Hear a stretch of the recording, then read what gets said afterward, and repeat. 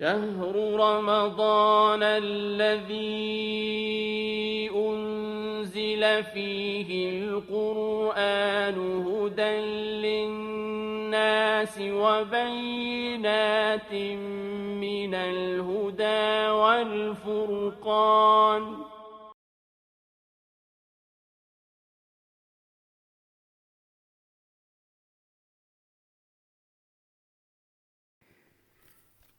Au nom d'Allah, le miséricordieux, le très miséricordieux, et à travers lui, nous recherchons de l'aide.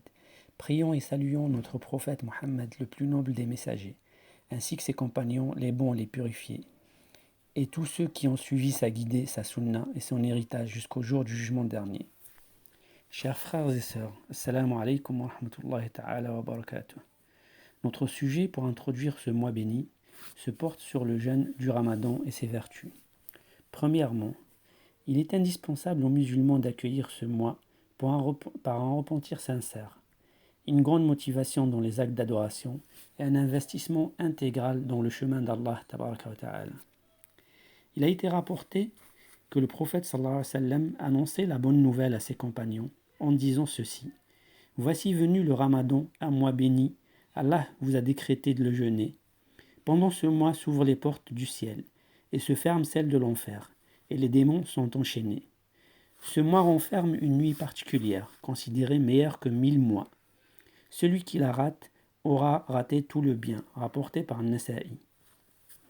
Le mois de Ramadan est un mois béni.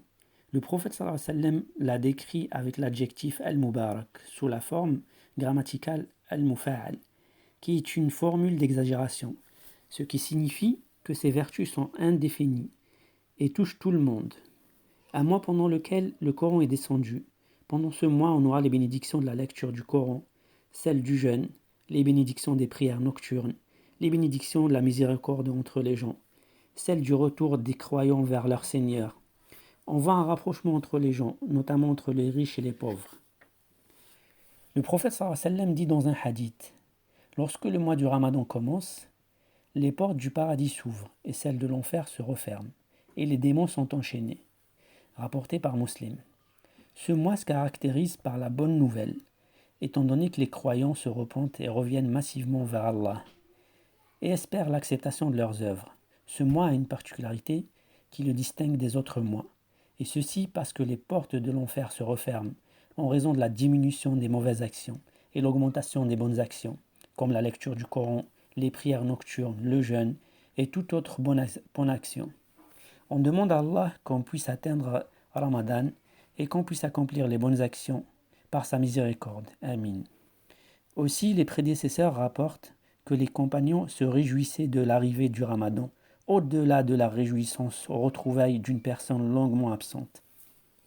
Le prophète sallallahu alayhi wa sallam invoquait Allah à l'arrivée du mois de Rajab en disant: Ô Allah, bénis notre mois de Rajab et notre mois de Sha'ban et fais en sorte qu'on atteigne Ramadan. Aussi, lorsque le prophète sallallahu alayhi wa sallam voyait le croissant lunaire du Ramadan, disait: Ô Allah, fais que ce croissant apparaisse au-dessus de nous avec la foi et la sécurité, la sincérité et l'islam. Allah est notre Seigneur et le tien aussi. Rapporté par An-Nawawi. Ceci démontre la joie du prophète sallallahu alayhi wa sallam à l'accueil de ce mois, et ce depuis l'arrivée de Rajab. Allah a dit dans le Coran: le mois du Ramadan au cours duquel le Coran a été descendu comme guide pour les gens et preuve claire de la bonne direction et du discernement.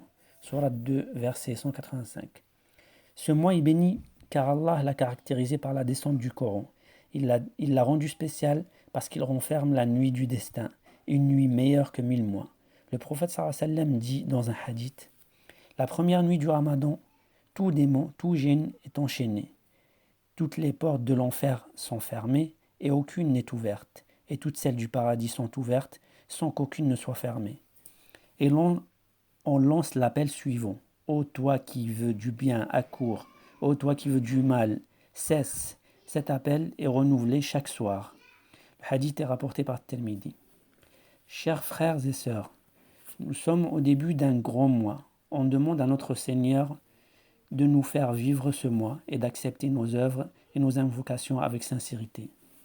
Et pour finir, je vous conseille d'établir un programme journalier pour la lecture du Coran et tout ce qui est bénéfique pour vous. car les récompenses sont multipliées. Wassalamu alaikum wa rahmatullahi ta'ala wa barakatuh.